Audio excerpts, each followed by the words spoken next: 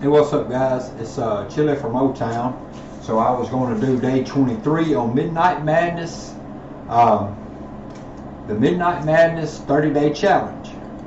So I am on day 3. Let me see. I might not. Yeah, I've got a mic. I've got sounds. Okay, so let me see if I can get this camera to clear up a little, maybe, or maybe I can't. I'm not sure. But I'm gonna put it on. See if it clears up any. It didn't do anything. Maybe it's just the camera, but regardless, here we go. I've got the 640 out here. I'm on day 23. Day 23. He posted our totals earlier today after day 22, so I am on day 23. I'm looking for a come out. So here I go. I'm going with 3236 set, and I'm looking for a to establish a point. That's right.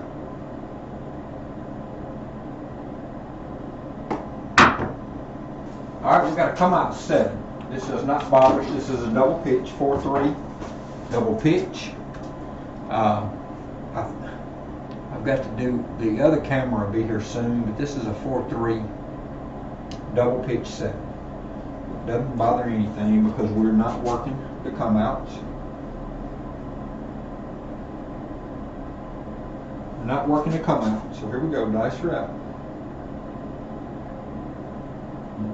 2, 3. All right, we got a 5-3-8. 5-3 is an on axis single pitch. So here we got a 5-3-8. The blue dice is the 5. That was the left dice. 5-3-8. All right, so our point is an 8. We're looking for one hit, one box hit. 3-2-3-6 on the set.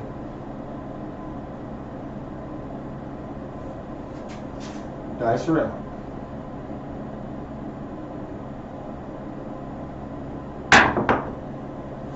And we didn't get it today.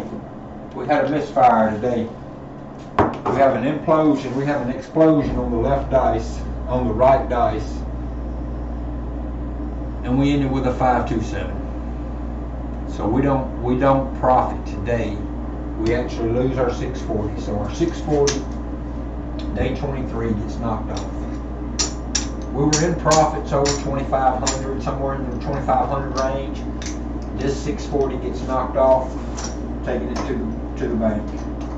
All right, so it's over with. That right there, that's day 23. I'm going to put the links in the description. I'm going to put the description and the links and all in below. But I'm going to go ahead and re-up my next 640 for tomorrow's day 24 challenge, and hopefully we'll have a better luck on tomorrow's 640. So day 23 was a come out 7, and then a come out 8 as a point, and then a 7 out. So it took our 640. I guess it's like that every now and then. It's just the way it is. Midnight Train. Hey, what's up, my friend? I was doing the 30-day challenge, and I guess you've seen that. I had a come out 7, then I had a come out point established of an 8, then I 7'd out. So I lost the 640 today, but according to what Midnight Madness said this morning, earlier today, I was in a profit. I just don't know exactly how much. I was in 2,500 or so profit, but I just lost 640. So I'm down to 1,800 or something to that. I'm not sure exactly. So I'm going to go ahead and edit the video. The name of it is going to be day number 23. Alright, so day 23. So I'm going to put the, yeah, that's going to be it. I'm just going to put the date on it. Add the recording date. Yep, that's going to be it. So I'm going to save those changes. And that's going to be it for now. And I will can't get back to it now. I don't know why I can't get back to my channel. Okay, I'm back to it. So here we go. So yeah, so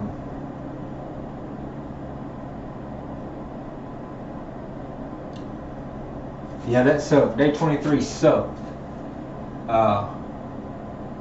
But you know, on a positive note, this has been a pretty good run.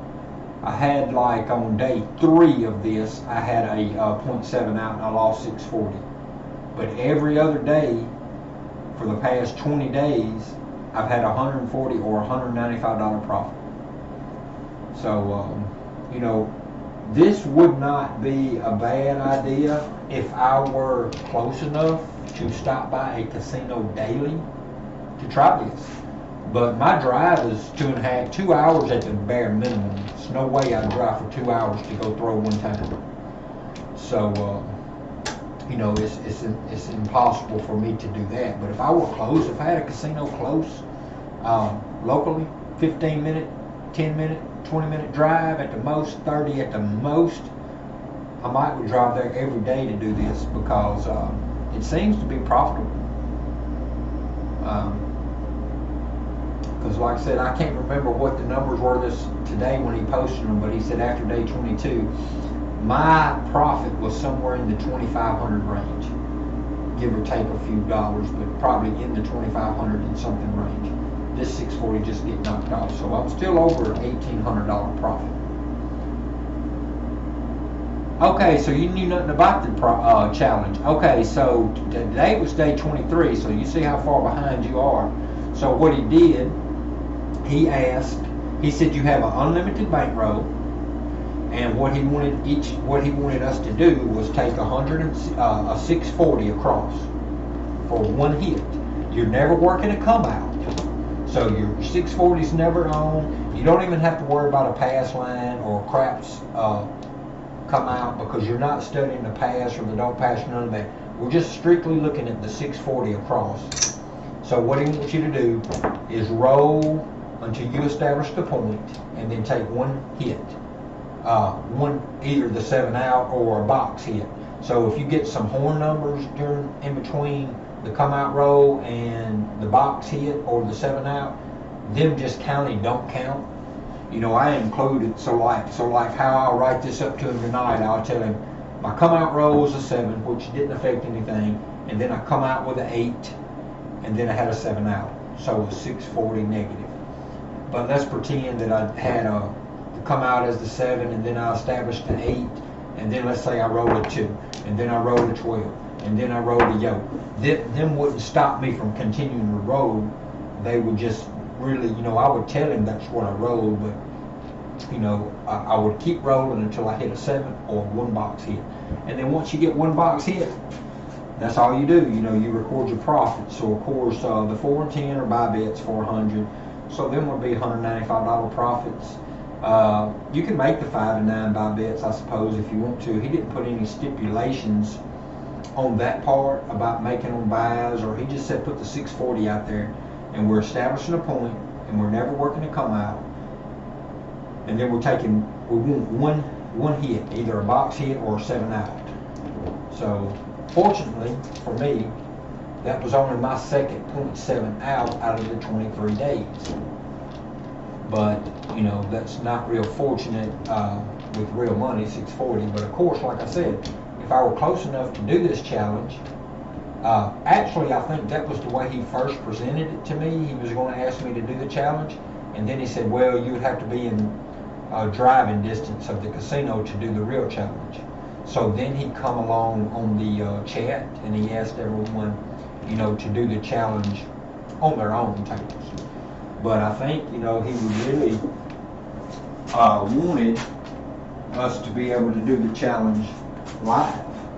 You know, of course, that psychological factor would make the difference if you were live and playing for real money, especially getting that first 2 or 3 days under you, because you're putting 640 at risk. But once you get past, say, the first 10 days, or even the first probably 5 days, if you can get past the first 5 days without a 7 and out, you're going to be into a profit.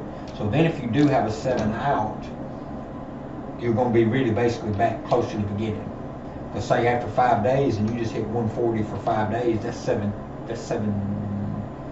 what is that, 5 times 140, that's 700. So you would be a little bit to a profit if you had the first 5 days.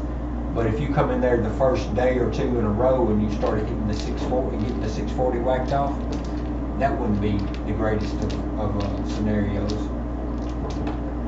But I mean, and then if you wanted to really do it live and the 640 was scared, you could always go to say 220 or 440 or 220 or even maybe 110. You don't have to do the 640. Yeah, nerves would definitely be high on the first few days with 640. But if I were close enough, if I were in driving distance of if I were in within the 15 or 20 minute, if I was in a local market, if I was in a market that had local casinos relatively close within the 20 or 30 minutes, I would do this, but I might not want to do the 640. But I might do it for the 110, or actually, what would that be? I would put the 110, maybe the 160. That way I'd have quarters, I mean, but for me, driving 2 hours a day, it's not feasible to do that. And it's not even feasible. I definitely wouldn't drive 2 hours a day to do a 110. Now, who knows? If I had a $2,000-3,000 bankroll and a lot of time, didn't stay as busy as I do, yeah, I might drive 2 hours a day just to go to win the 140. I mean, because a $140 win every day is, a pretty good payday. But there's going to be them times like it just happened to me that the 640 is going to get knocked off. So you're going to have to be prepared for those. Yeah, an hour one way would be out of range too, I would think. The most I would want to go would be a 30-minute one-way trip. And I really wouldn't even prefer to do it that. I would rather, be in a 15 or 20-minute range or right there locally. But an hour one way definitely would be out of range for me. But yeah, I mean, if you could go in every day and make 140 on what was that? I mean, the minimum you'd need was 2 rows. You need to come out, and then you need a next row. So you say you come out with an 8, you get the next row as a 5, or next row is whatever. The next row is a box number. You won't need the 2 rows. So 2 rows make 140, and if you took an hour drive each way, that's 2 hours, $140. But you got 640 at risk. That ROI might not quite be there for return on investment for 2 hours. But for 20 minutes, you're right there locally, it might work. But of course, like you say, the nerves. So that's what would make it even worse, So if I was right there in the local market with a casino, I might do it for the 110 or the 160 every day, or a week or two, and then if it built me up, then I can increase and maybe go to the 270, or then maybe go to the 380 or 400, or just keep building it up. But I'm not close enough to do that, and I definitely don't think driving 2 hours. I wouldn't want to even attempt a 2-hour drive no less than the 640. So I'd have to have a pretty good bankroll already built up before I drive 2 hours to try to start that. But if I can, I haven't been to a casino lately. I seen yesterday or maybe the day before you said you didn't have much luck over there in Philadelphia. It's been 3 or 4 weekends for me. I do have a trip planned out for North Carolina. I'm not leaving Monday, but the 28th. I'll be leaving on the 28th, and I'll be driving out. So I'm going to go through Cherokee in North Carolina, Cherokee in North Carolina. It's right after you get out of Tennessee or Georgia and you get into North Carolina. It's over below, it's south of Asheville. southwest a little of Asheville. But I'm going to drive over on the 28th. I'm going to leave. And my normal drive from home to North Carolina that day would be about 10 hours. And that's pretty much non-stop. That's like stopping for a bathroom break, stopping for fuel. But I'm going to make a detour up through the mountains there and stop over at Cherokee because I haven't been in a while. I've been real busy and I don't see between now and the 28th, and I'm going to have a weekend night to head over to the casino here that's close to me, so I just probably will make my way up through the mountains, stop over at Cherokee. I've got to talk with Justin and see what he's talking about Murphy, because he said Murphy, North Carolina has that's pretty close, relatively close to Cherokee, so I might even go through there and check those out. But yeah, that's where I stand, and then I'll be in North Carolina for a whole week, and I won't come home till October the 4th, so that'll be on a Monday. So maybe on that Monday of October the 4th, I might make another trip back through that area. To you know, depends on, I guess, how I do on the 28th. If I do okay on the 28th and don't lose my bankroll, I will, you know, maybe make the trip back through on the 4th.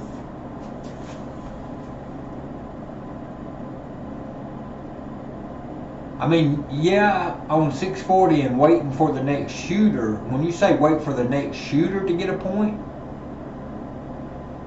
are you asking me? Is that a question you're saying? 640 one hit, that's a 140, and you press it all the way up and you turn off, and you wait for the next shooter to get a point, you turn on for one hit, and then you press and turn off. Well, basically what his challenge was, you was taking the 140 that you would have made on the one hit, and you're basically done for the day. That's all you're doing for the day. So, you know, that was the challenge. It was a 30-day challenge of one hit. You know, just one hit a day. So you get your point established, and then you roll for either the one box hit or the 1-7 out, like I just had. So that ends that particular day. So if you were, so absolutely, if you've got the 640 to play, and you trust yourself for one hit, I mean, absolutely. If you trust yourself for one hit, I wouldn't trust putting 640 and pressing them on random shooters. But if I trusted myself for one hit, I mean, that's a good, I think that's a pretty decent idea. You can put your 640 up, you can get your one roll, make your point, establish your point, and then get your one box hit. And then once you get your one box hit, you can press them all the way up, and then you can cut them off. You can cut those off, or you could just regress them down, you know, regress them and start building. But I think his challenge was more of just wanting to see, was more of to show that a 0.7 out don't happen near as much as you get a point and then you make a hit. I think that's what his challenge is really wanting to show everybody. Because you think you have a lot of 0.7 outs. I feel like I do. But as I just stated earlier in this video, 23 days now, and I've had 2.7 outs out of 23 tries. So 21 of those days were all at least $140 profit. And some of those days were $195 profit. So yeah, and they could have even been like $145 profit if I'd have been buying the 5 and 9, which, you know, if you're going to shoot for one time. Oh yeah. Suggestion if we have to travel, absolutely. Yeah, absolutely. If we was going to have to travel to do it, that's a good observation. That's a good suggestion. That might be the way to play it. I just wish I was closer to a casino, but it's probably a good thing that I'm not. Maybe, I don't know. If I were, I feel like I'd spend a lot more time there for sure. And I guess that could be a good thing or not. If you're not winning, it wouldn't be a good thing. But then again, I guess that's where discipline comes in, and knowing how to say no or knowing how to walk away. I guess that just goes to another topic, which would be an addiction, I would suppose. But so I guess being close to a casino, it's not a. I'm just looking at it several different ways, maybe. But yeah, I just wish I was closer, because I would be there. I would try. It has its pros and cons. You're absolutely right. But I would try some of these things. And again, that could lead to me walking in with the intention of doing a 640 one hit and walk away, and then say I did what I did tonight. I lost my 640. Now, I'm going to be real itching. I'm going to be itching really a lot just to try to get that back. So who knows, if you're having that bad night and I try to get it back, what would actually be the result? Would I get another 0.7 out and lose another 640? Or would I grab one of my 140s back for the day? And then if I did get my 140 back for the day, would I be tempted to do it again and say I can get another 640 back? So look at there, I hit the midnight. Well, they slid off. But yeah, on that note, yep, going on tip is what it would actually be. So that's what I think the discipline would have to really be. While you're on here, I know some of you guys were talking about the electronic tables over the past few weeks. I know St. Bet was talking about them, but have you played on the electronic tables? Because there was some of you guys were talking about it over the past few weeks, saying what I was reading from you guys saying were the tables seem better for influencing. So I was just wondering, have you tried any, and what is your thoughts on those? No, I haven't either. When I was in North Carolina, when I come back on around the 1st of July, and I come through Cherokee, there was an electronic table sitting there. Nobody was at it. I think it was pretty new, and I don't know where I assumed it or where I thought this up, but I thought it was just going to be more like a video poker, like a video craps, more or less like all numbers were going to be just generated, and nobody was even around the table, so I don't even know if it was open. But I do remember sitting there. I walked over and looked at the edges, and I was like, this is going to be trying to take the place of the real tables, and I'm not going to want to continue to play craps if I can't throw the dice.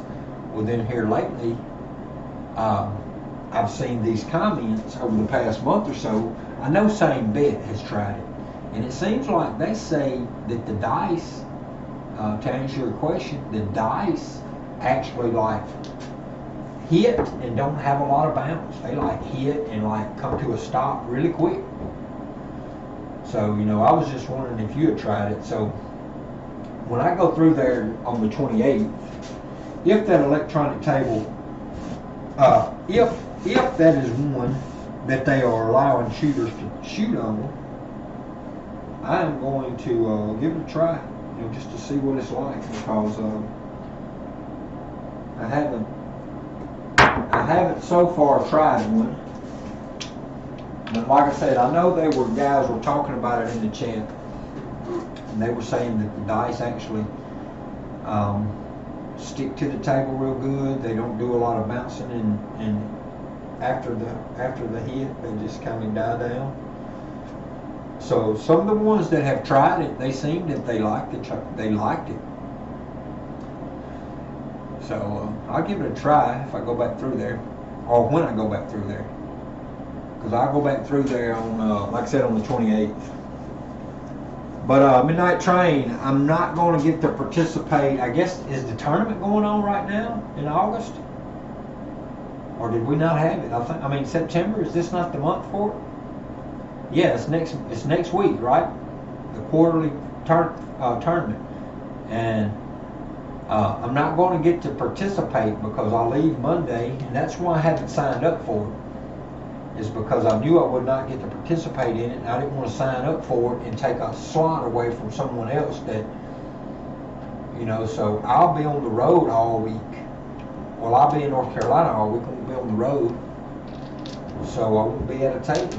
So I won't be able to participate. That's why I haven't signed up. But I hope you have enough guys. I hope you have enough to do the tournament.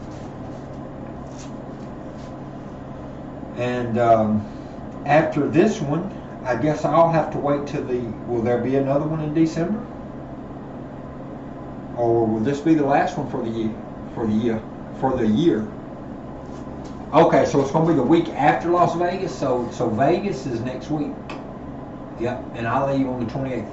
Yep. So that's right. Yeah, I leave on the 28th. I leave on the week after Vegas. So I'm not going to get to go to Vegas. Okay, so it will be one in December.